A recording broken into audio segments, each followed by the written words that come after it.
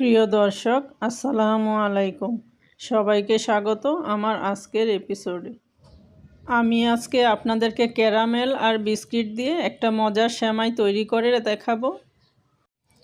এটা খেতে যে কি অসম্ভব মজা, এটা আপনারা একবার বাসায় তৈরি করলেই বুঝতে পারবেন। আশা করি রেসিপিটি আপনাদের ভালো লাগবে। তো চলুন দেখি রেসিপিটি শুরু করি। এখানে একটা প্যানে আমি 1 কেজি জাল করা গরুর দুধ নিয়েছি। এখন এখানে দিয়ে দিচ্ছি অল্প একটু লবণ, 2 টুকরা দারুচিনি, 2টা এলাচ আর দিয়েছি 1/4 কাপ গুঁড়া দুধ। এখন সব কিছুকে একসাথে ভালো করে মিশিয়ে নিব।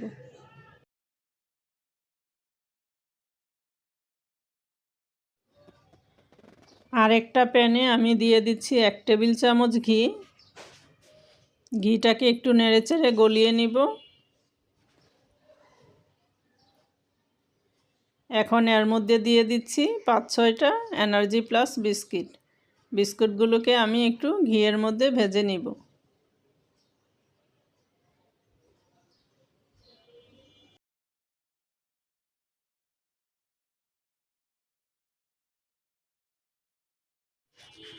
বিস্কুটগুলোকে আমি উল্টে পাল্টে ভেজে নিচ্ছি।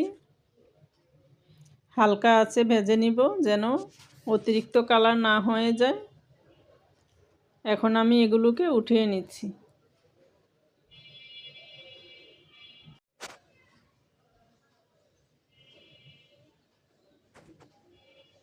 সবগুলো বিস্কিট আমি একটা মিক্সিতে নিয়েছি। এখানে দিয়ে দিচ্ছি 5-6টা কাজু বাদাম আর দিচ্ছি আধা কাপ দুধ। এগুলো দিয়ে ভালো করে আমি ব্লেন্ড করে নিব। এখন প্যানে আমি আরেক টেবিল চামচ ঘি দিয়ে দিয়েছি। ঘিটাকে একটু গরম করে নিব। এখন এর মধ্যে দিয়ে দিব 1 কাপ সেমাই। সেমাইটাকে দিয়ে চুলার জালটা লোতে রেখে লাল করে আমি এগুলোকে ভেজে নিব।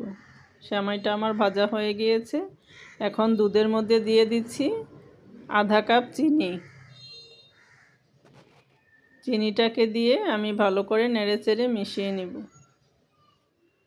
এখন যেই সেমাইটা ভেজে রেখেছিলাম সেমাইগুলো এর মধ্যে দিয়ে দিচ্ছি।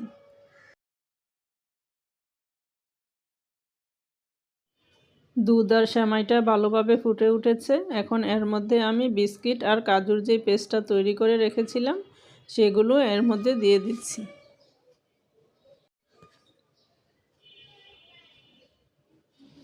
দিয়ে এখন আমি নেড়েচেড়ে এগুলোকে ভালো করে মিশিয়ে নেব।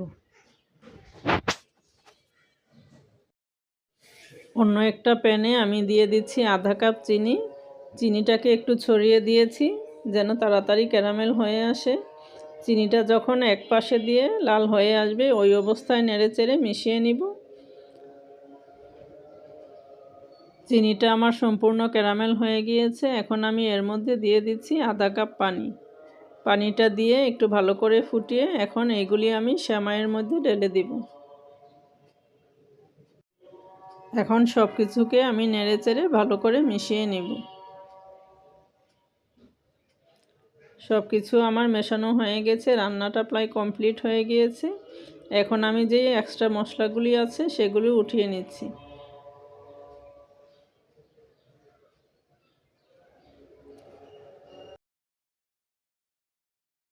সেমাইগুলো আমার রান্না হয়ে গিয়েছে। এখন আমি আপনাদেরকে পরিবেশন করে দেখিয়ে দিচ্ছি।